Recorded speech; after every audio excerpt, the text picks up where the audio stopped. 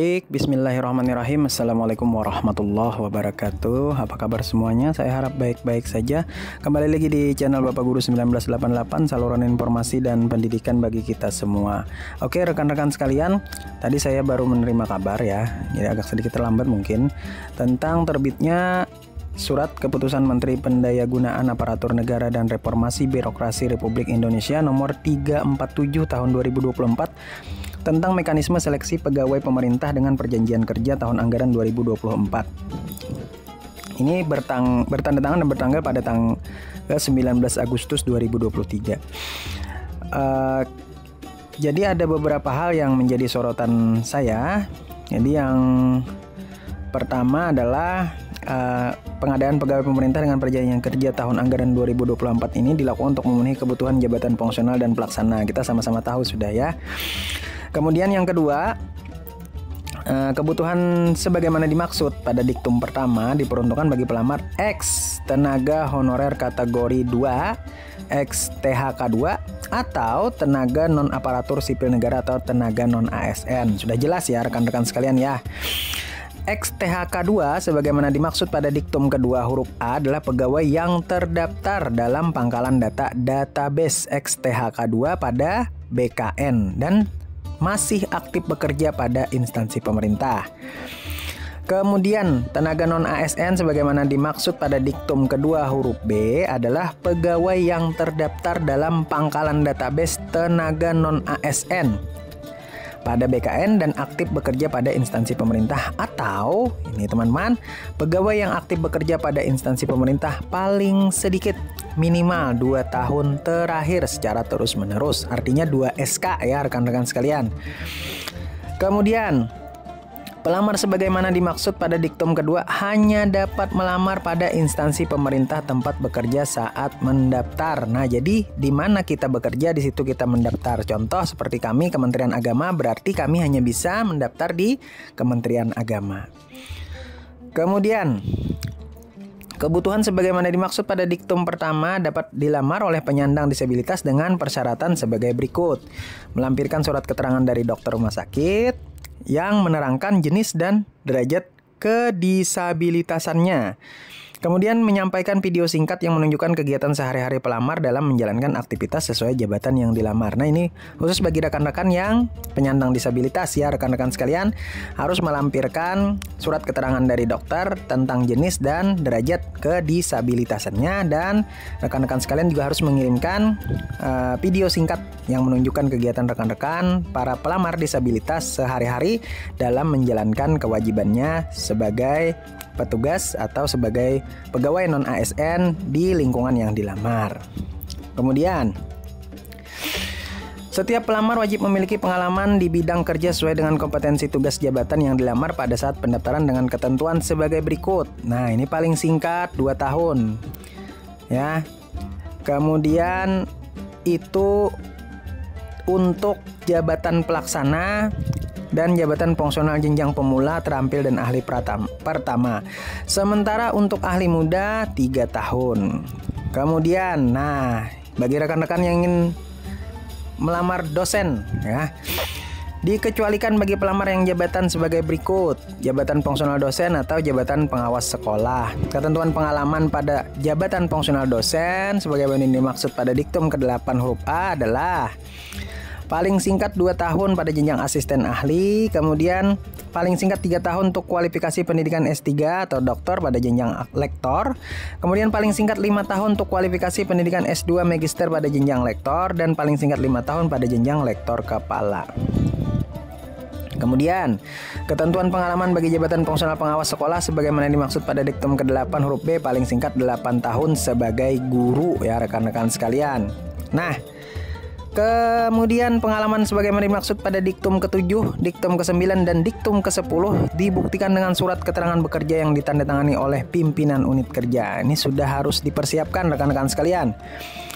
Nah, ini pada diktum ke-12 itu adalah sistem seleksinya. Sistem seleksinya terdiri dari sistem administrasi dan sistem seleksi kompetensi rekan-rekan sekalian. Sama saja seperti tahun kemarin. di mana seleksi kompetensi sebagaimana dimaksud meliputi kompetensi teknis, kompetensi manajerial, dan kompetensi sosial kultural. Kemudian, kegiatan tersebut dilaksanakan dengan wawancara berbasis komputer, rekan-rekan sekalian.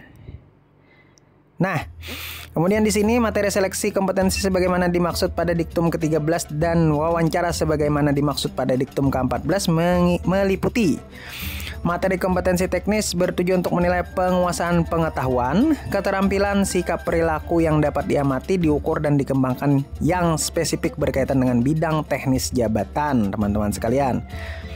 Kemudian untuk manajerial, ini menilai komitmen, kemampuan, perilaku individu dalam berorganisasi yang dapat diamati dan diukur, meliputi 1. Integritas, 2. Kerjasama, 3. Komunikasi, 4. Orientasi pada hasil, 5. Pelayanan publik, 6. Pengembangan diri dan orang lain, 7. Mengelola perubahan, dan 8. Pengambilan keputusan. Kemudian sosial kultural, rekan-rekan sekalian, perlu kita garis bawahi, kita harus mempunyai kepekaan terhadap keberagaman, kemampuan berhubungan sosial, kepekaan terhadap pentingnya persatuan, dan empati. Ini mirip saja dan sama pada seleksi tahun 2023 kemarin. Nah, terakhir materi wawancara dengan menggali informasi non-kognitif yang bertujuan untuk menilai integritas dan moralitas meliputi aspek 1. Kejujuran, 2. Komitmen, 3. Keadilan, 4. Etika, dan 5. Kepatuhan, rekan-rekan sekalian. Kemudian sistem seleksinya menggunakan Computer Assisted Test atau CAT, rekan-rekan sekalian, yang dilaksanakan dalam kurun waktu 120 menit. Dan untuk wawancara dilaksanakan dalam waktu 10 menit, rekan-rekan sekalian. Kemudian seleksi kompetensi teknis, manajerial, dan sosial kultural bagi pelamar disabilitas itu dilaksanakan dalam kurun waktu 150 menit. Kemudian untuk wawancara 15 menit, rekan-rekan sekalian. Nah, di sini jumlah soal keseluruhan ada 145 soal dengan rincian sebagai berikut. 90 soal kompetensi teknis, 25 manajerial, 20 sosial kultural, dan 10 wawancara. Kemudian pembobotan nilai. Untuk kompetensi teknis, bobot jawaban benar bernilai 5 dan salah atau tidak menjawab 0, ya. Kemudian untuk kompetensi manajerial, sosial kultural, dan wawancara, bobot jawaban paling benar paling rendah adalah 1 dan nilai paling tinggi adalah 4. Namun jika tidak menjawab bernilai 0. Nah, jadi untuk kompetensi manajerial, sosial kultural, dan wawancara harus dijawab ya rekan-rekan sekalian. Jadi jangan sampai ada yang tidak terjawab, maka akan rugi. Paling tidak jika kita paling rendah memilih itu dapat nilai 1, rekan-rekan sekalian. Nah, kemudian untuk nilai kumulatif seleksi kompetensi dan wawancara yang paling tinggi adalah 670 dengan rincian 450 untuk teknis, 180 untuk kompetensi manajerial dan sosial kultural, dan 40 wawancara. Dalam hal pelamar pada kebutuhan jabatan fungsional guru di instansi pusat memiliki sertifikat pendidik yang terdaftar dalam pangkalan data Kementerian Pendidikan, Kebudayaan, Riset, dan Teknologi. Kemudian pada diktum ke-29 itu pelamar dinyatakan lulus seleksi jika berperingkat terbaik. Nah, namun di sini pada diktum ke-30 rekan-rekan sekalian, penentuan pelamar yang lulus seleksi sebagaimana dimaksud pada diktum ke-29 dilakukan secara berurutan. Bagi XTHK2, pegawai yang terdaftar dalam pangkalan database tenaga non-ASN pada BKN dan aktif bekerja pada instansi pemerintah, dan pegawai yang aktif bekerja pada instansi pemerintah paling sedikit 2 tahun terakhir. Berarti ini sepertinya XTHK2 lebih diutamakan. Kemudian yang kedua prioritas adalah pegawai non-ASN yang sudah lama. Kemudian baru yang 2 tahun bekerja aktif secara terus-menerus, rekan-rekan sekalian.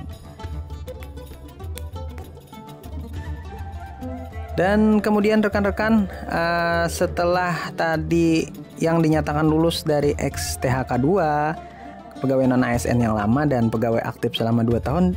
Namun saat rekapitulasi tidak terpenuhi, maka tetap akan diisi ya dari pelamar pada jabatan dan kualifikasi pendidikan yang sama, namun dari lokasi yang berbeda, rekan-rekan sekalian. Jadi tidak ada kemungkinan tidak ada yang kosong nanti.